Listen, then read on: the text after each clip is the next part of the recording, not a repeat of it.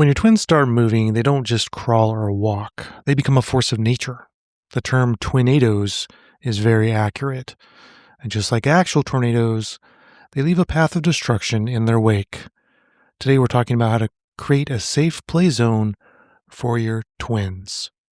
Welcome to the Dad's Guide to Twins podcast, the podcast that'll help you survive and thrive as a father of twins. Now, here's your host, the author of the book, The Dad's Guide to Twins, Joe Rawlinson. Hey everybody, this is Joe Rawlinson. Welcome back to the Dad's Guide to Twins podcast. I'm glad that you're with me today. As always, you can find me online at dadsguidetotwins.com, where you'll find tons of resources to help you along your twin parenting journey. We mentioned Twinadoes at the top of the show. If you have a pair of Twinadoes, I have a t-shirt just for you. It is called the Twinado Chaser t-shirt, and you can find it over at twint-company.com. This is a perfect shirt to wear when you're out and about, chasing those Twinadoes through the aisles of the grocery store or at the park and trying to contain the chaos. Once again, you can get shirts for you at twint-company.com. So once your twins are on the move, you quickly realize that traditional baby containment methods just won't cut it. One baby gate, they'll figure out how to open it together. A standard playpen, it's way too small. For two mobile toddlers who need some space to explore, you need a bigger strategy. Here's what I learned with my twin girls. One twin alone might play contentedly in a corner for 10 minutes. You put both twins together, and they feed off each other's energy and curiosity. One finds something interesting, and the other rushes over to see what it is. Someone starts running, the other gives chase. It's constant motion. Toddlers need space to develop their gross motor skills through movement, climbing, and exploration. With twins, you're accommodating two developmental trajectories happening at the same time in the same space. They need room to move without constantly colliding and fighting over everything in your house, or even, fighting over the same toy. The advantage of twins is that they can entertain each other, which means you can actually get some other stuff done while they play, but only if their environment is safe enough that you don't need to hover over them constantly. The key is to start with the right space. Some families use their family room or a finished basement or a large bedroom. The key is to choose a room that you can see or hear from wherever you need to be working in the house. Pick a space that's, one, large enough for two kids to move around without being on top of each other constantly. Two, close enough to the main living area so you can supervise while you're cooking, working, or doing other tasks. Three, is easy to childproof with minimal furniture or other hazards. And four, has a flooring that's something comfortable for the inevitable falls. You may need to move some of the adult furniture out of this space to make room, to make this room their own. Your living room may look like a daycare center for a couple of years, but that's okay. You've got a couple kids. So standard baby gates sometimes work, but when you get Twinadoes working on them, trust me, my girls figured out how to work together to pop open pressure-mounted gates pretty quickly. One would push while the other pulled. So what I recommend is you get hardware-mounted gates instead of just pressure gates, because pressure gates are too easy for determined twins to defeat. If you install hardware-mounted gates at every entrance, or areas where you want to keep the twins in or keep the twins out, that makes it a lot easier to contain them. If you have larger openings, there are some extra wide gates you can buy, or you can use a combination of a gate setup with a play yard. So play yard panels, play yards can come in different sizes, but there are some large play yard systems that you can create kind of a custom size play area that actually fits your twins' space that they need. So if you can't gate off an area with gates in the doorways or whatnot, maybe a play yard is what you're looking for. So look for things that have play yards that have panels that lock together securely, because if the twins are going to test every possible connection point. You want something that's at least 2.5 to 3 feet tall so that they can't climb over that easily. You want something that has a stable base so it won't tip over if the twins lean on it. And of course, you need an easy door that you can get in and out if you can't just step over the side yourself. And you may consider buying multiple panel systems that then can kind of link together so you can expand your space. The beauty of having a play yard with panels is mobility. You can set up a play zone in the living room during the day, and then you fold it up at night when maybe you have guests come over to your house. Or you can reconfigure it and take it out in the yard, or you can reconfigure it and put it around dangerous places in your house, like maybe the fireplace or things where you want the kids to stay away from, like the Christmas tree. When our kids were toddlers, we had a Christmas tree that was kind of naked from half of the tree down because they would just go up and just start yanking off ornaments. So a play yard around a Christmas tree would be a valid option. So once you have kind of a secure gated area for your twins, you need to find ways to child-proof that space completely to avoid any dangerous spots. You want to anchor any furniture you have to the walls so they can't tip that over on top of them. You want to cover all the electrical outlets, even the ones that are behind the furniture. Remove any cords or cables. Eliminate small objects that they can choke on. Secure and remove anything that has sharp corners or edges. And check for climbing opportunities, because one twin may not climb up something, but they can use their sibling as a step stool to climb and reach even higher. So be mindful when your twins start to team up. They can collaborate in ways that a singleton cannot do, and even singleton childproofing can't anticipate.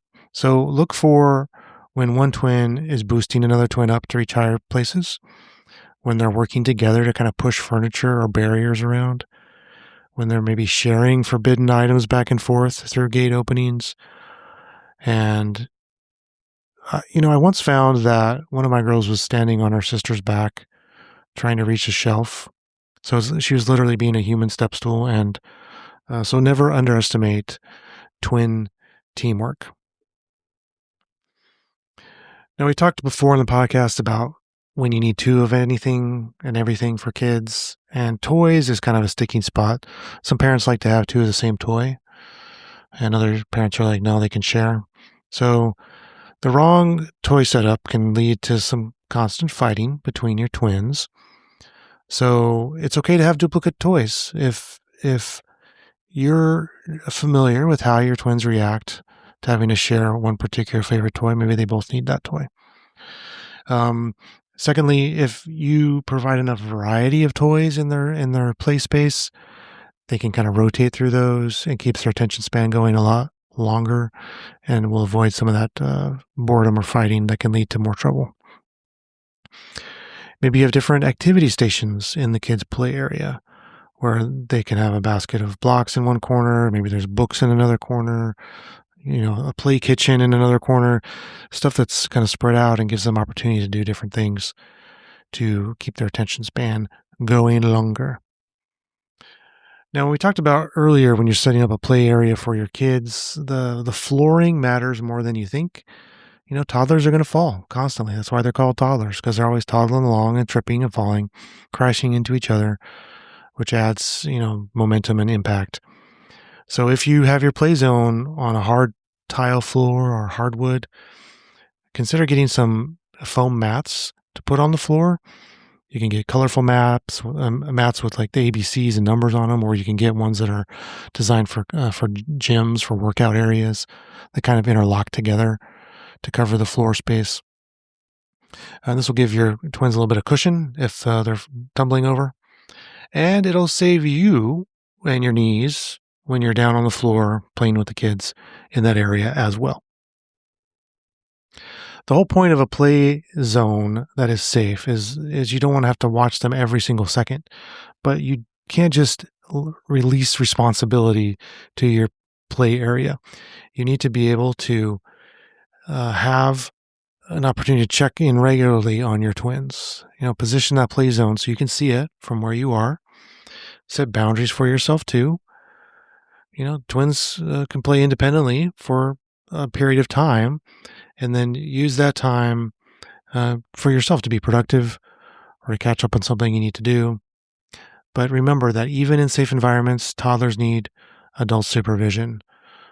So I interpret the need for adult supervision as you have a visual on them or you have audio checks on them, and you're poking your head in on them every couple minutes to make sure that they're doing okay and they're not in trouble. But you don't have to hover constantly.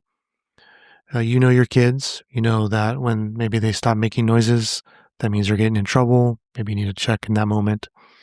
But keep the play area close so you can keep an eye on things. Now, some twins will accept their play zone boundaries, and others see it as a challenge to overcome. So my girls went through a phase where they would constantly be trying to escape from things around the 2-year mark, and your twins may be the same way. They may work together to defeat your preparations. They may test your system or your gates you have set up. The play zone needs to be more interesting inside than what's outside of it. So as long as there's plenty of stuff for them to do and keep them active inside the play zone, they won't, want to wander out and do something else. So another opportunity to keep them contained is to wear them out. A well-exercised twin is a less destructive twin. We spent time outside each day, weather permitting, so the kids can run around, they can burn off energy in a safe outdoor environment. And then that way they're more content to play indoors and is often more calm if they'd already had a chance to burn off their energy. So remember that, creating a play zone area for your kids is only temporary. You don't have to concede that area to the kids in your home or your living space forever. The constant escape attempts, do end eventually, or they just get used to the space. So as your kids age, you may have to evolve your play zone and safe play area for them. What works at the year mark won't necessarily work at the 2-year mark. So when your kids are crawlers or just starting to walk, focus on soft surfaces, sturdy furniture to pull up on, minimal hazards. Once they become more confident walkers in that 1.5 year mark, try to give them some more activity toys, some riding toys, things they can push around. They need outlets for their energy. Make sure there's nothing, fragile, breakable. When they start to become good climbers and runners at the 2-year markish time frame, maximize space, secure everything, and prepare for some chaos. Keep your most valuable items completely out of this room so they're not going to be a temptation or something that's going to be broken. As your twins approach the 3-year mark, start transitioning them to a normal room setup. They can handle more freedom and actual furniture. Begin reintroducing boundaries and rules about their play spaces. So here's the truth. Yes, setting up a dedicated twin play space is some work. It's going to cost you some time to set it up. It's going to cost you some money to maybe purchase the play yard or some gates. But your house and your home needs to be a safe place for your twins. So you don't want to have to constantly be intervening and keeping them away from danger. You can use baby care to help keep them out of trouble. A well-designed play zone gives your twins room to explore, to develop, and entertain each other while giving you a little bit of mental space to breathe and accomplish some basic tasks around the house. The twin advantage here is that they truly do play with each other, get along with each other more than a singleton would. The twin advantage here is that they do actually play together. They can entertain each other. This makes the investment in maybe a larger, safer play zone absolutely worth it. 2 toddlers can safely entertain themselves, for 10, 15, 20 minutes. Man, what a gift that's to you as a parent. So your future self that gets a chance to sit down and catch your breath will thank you for setting up a safe play zone for your twins. So if you've already found some gear, some play yards that helps contain the chaos of your Twinadoes, I would love to hear about it. You can reach out to me. I am on Instagram or X. My handle is @TwinDadJoe, or you can drop me an email, joe@dadsguidetotwins.com, and I would love to hear from you. Since you've got Twinadoes in your house, I have the perfect shirts for you and the twins. For you, the parents, I've got shirts called Twinado Chaser, and for the twins, I have shirts that just says Twinado. So you can go out as a matching family. So when your twins are causing chaos, people just look at your shirts and realize what is actually happening. You can pick up shirts for yourself and for the twins over at twintshirtcompany.com. Thank you so much for listening, and I'll see you next time.